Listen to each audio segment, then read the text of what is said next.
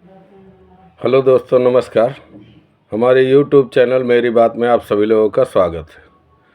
दोस्तों, आज हम चर्चा करने जा रहे हैं आदरणीय श्री अनिल मिश्रा जी के बारे में।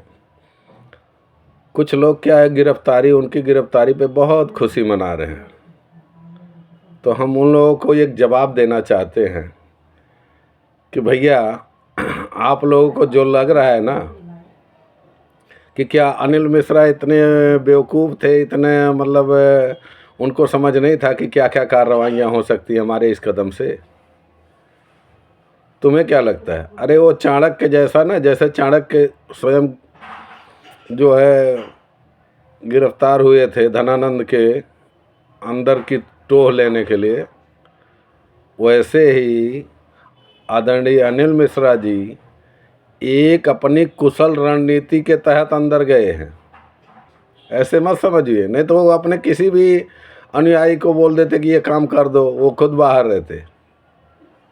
लेकिन उन्हें पता था कि हमारे इस कदम से फिर क्या क्या उन्हें ही प्लस समाज को या देश को क्या लाभ होगा। अब जानते हो, जो बहुत उछल रहे हो ना तुम लोग, वो मकाई के दाने जैसा, जो चीज़ें कभी नहीं निकल सकती थी बाहर, वो सब निकाल के लाएंगे। क्योंकि कितनी लंबी प्रक्रिया चलेगी, केस चलेगा। तो जो तुम लोग, ये नेता लोग जो पर्दे के पीछे छुपा के रखे थे ना, वो सारी चीज़ें बाहर आएंगी। क्योंकि कोई केस निरंतर चलेगा। तमाम तरह के कागज जो है दिखाए जाएंगे, तमाम तरह के सबूत दिखाए जाएंगे, तमाम तरह के आर्गूमेंट होंगे, तमाम तरह का पक्ष विपक्ष एक दूसरे का मतलब जो है वार्तालाप होगा। हर दिन मीडिया कवरेज होगी। हर दिन मीडिया में इस बात की चर्चा होगी कि आज क्या हुआ। तो जो संविधान निर्माता कौन है और कैसे संविधान बना, ये सब जो उनको सालों लग जाते ना, वो अब महीनों में काम हो जाएगा। आई बात समझ में? इसलिए इतना उछलने की ज़रूरत नहीं है। बहुत खुश मत हो, हम तुम्हें बताए दे रहे हैं कि वो चाणक्य बुद्धि है। और तुम लोग अगर इतना ही तुम लोगों के समझ में आता ना, तो आरक्षण की आवश्यकता नहीं पड़ती। आई बात समझ में? ठीक है, प्रशासन तुम्हारा पूरी तरीके से तुम्हारा सहयोग कर रहा है। हम प्रशासन के रहमो करम पे नहीं हैं। और दूसरी बात, जो कुछ लोग ये सोचते थे कि अकेला कोई क्या कर लेगा, तो मैं उन लोगों को बता देना चाहता हूँ कि जब परशुराम जी ने फरसा उठाया था ना है वंश के खिलाफ, तो वो पीछे मुड़ के नहीं देखे थे कि उनके पीछे कितना है। जब चाणक्य ने अपनी चोटी बांधी थी, तो उन्होंने भी पीछे मुड़ के नहीं देखा था कि हमारे पीछे कितना है। और जब मंगल पांडे ने आज़ादी की पहली गोली चलाई थी ना, तो उन्होंने भी पीछे मुड़ के नहीं देखा था कि हमारे पीछे कितने हैं। तो इसलिए जो निराशावादी विचार के हैं उनको भी मैं बता देता हूँ, और जो बहुत उछल रहे हैं पॉपकॉर्न जैसा, उन्हें भी बता दे रहा हूँ। इसको तुम लोग इस नज़रिए से देखना बंद कर दो कि कोई गिरफ्तारी है। ये कोई गिरफ्तारी नहीं है। ये एक रणनीतिक चाल है, जो तमाम चीज़ें खोद के बाहर आएंगी और खुद चीख के चिल्लाएंगी कि संविधान निर्माता कौन है, प्लस संविधान में त्रुटियां क्या है, क्या सही है, क्या गलत है। सारी चीज़ें जो है मीडिया में डिबेट चलती रहेगी। तमाम तरह के जो चीज़ें मतलब 15 दिन में दब जाती, वो अब कई सालों तक चलती रहेगी। आई बात समझ में?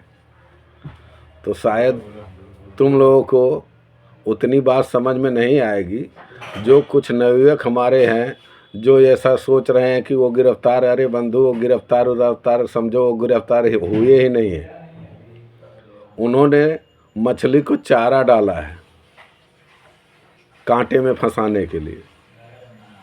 तो आप लोग दोनों वर्ग से मैं बोल रहा हूँ, जो बहुत उछल रहे हैं उनसे, और जो कुछ लोग ऐसी बात कर रहे हैं कि अनिल मिश्रा जी गिरफ्तार हो गए, कोई आवाज़ बाद में नहीं उठाएगा, ऐसा कुछ नहीं है। अब उन्होंने एक बिगुल फूंक दिया है, अब आगे आगे देखिए होता है क्या। आई बात समझ में?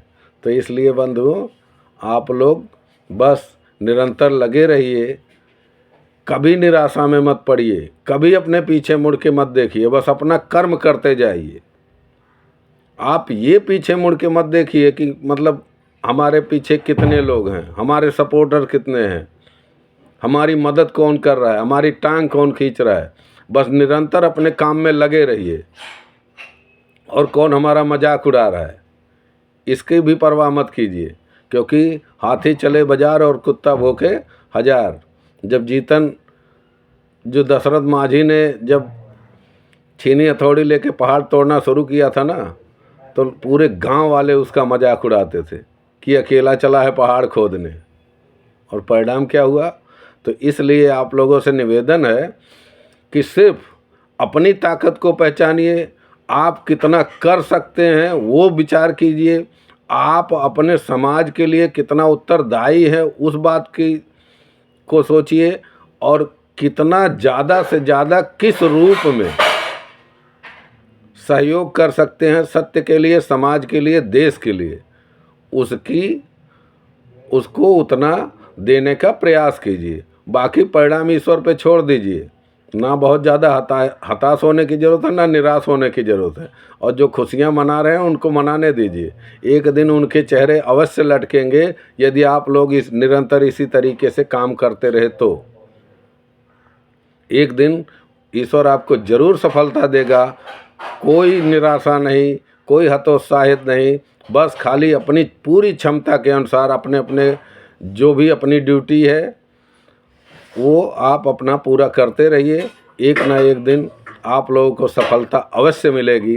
तो इसलिए बंधुओं, हम आप लोगों से निवेदन करना चाहते हैं कि आप मतलब फ्यूचर की चिंता और ये सब बहुत ज़्यादा विचार करने की ज़रूरत नहीं है, सिर्फ पूरे मनोयोग से लग जाने की बात है। कोई भी कितना भी दुष्कर से दुष्कर कार्य हो, कर्मवीर जो होते हैं वो काम में लगते हैं, काम का विचार नहीं करते, परिणाम के विषय में नहीं सोचते। और हमारे श्री कृष्ण भगवान ने खुद हम लोगों को एक मूल मंत्र दे के गए हैं, कर्मण्येवाधिकारस्ते मा फलेषु कदाचन। तो इस मूल मंत्र को अपने ध्यान में रखिए, फल की चिंता मत कीजिए, सिर्फ पूरे मनोयोग के साथ जितनी क्षमता है उतनी क्षमता के साथ आप बिना समय गंवाए अपने काम में लग जाइए। सफलता तो अवश्य मिलेगी, आपकी सफलता को प्राप्त होने में कोई संशय नहीं है, और आपकी सफलता को कोई रोक भी नहीं सकता। जय हिंद, जय भारत।